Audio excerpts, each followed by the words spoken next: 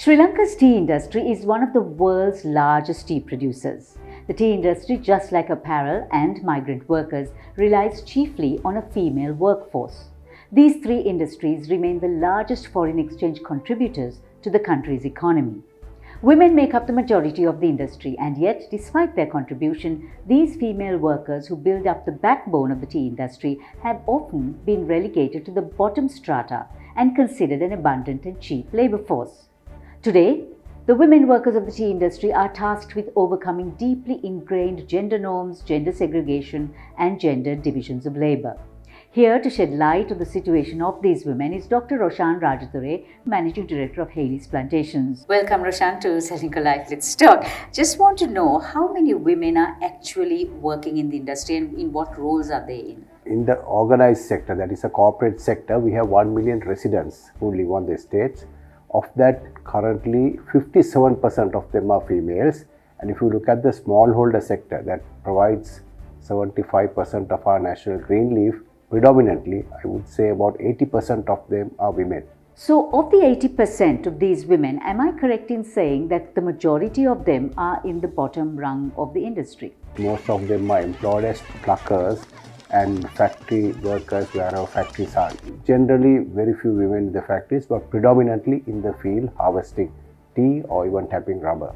So, do they have any hopes of moving up in a career? Because of the lower educational level compared to lower, although we promote education, the education level generally is about up to O level. So, with that kind of educational background, the opportunities for them to advance to a very higher echelons is less, but nevertheless, now with the opening of the education system and mass media, we have bright children who have ended up as doctors, lawyers and other professions. So there is opportunity, but comparatively the window of opportunity is lower and lesser for them compared to the other segments of our society. If we are looking at the future, where do you see these women? Where do they go beyond this?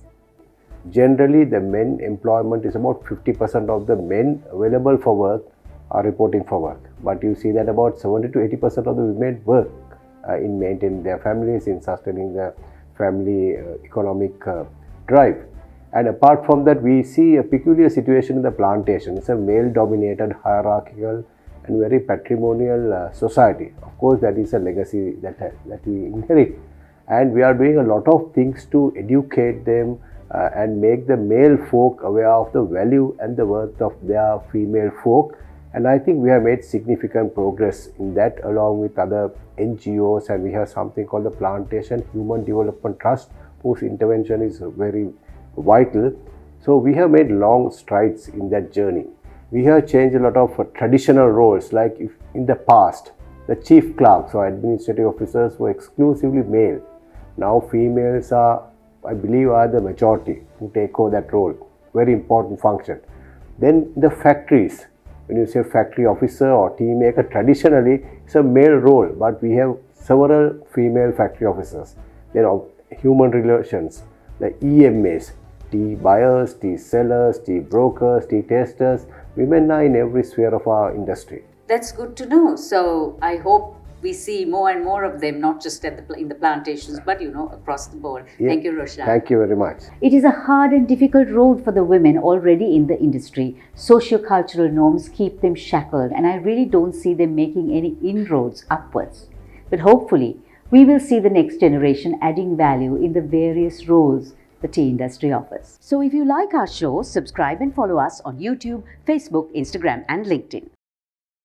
World of risks and obstacles, we are there to help you reach your goals. With 12 billion rupees worth of customer benefits in 2020 and a life insurance fund worth over 100 billion rupees. Our strength is your strength. You focus on your goals. We will take care of the risks. Srilanka Life.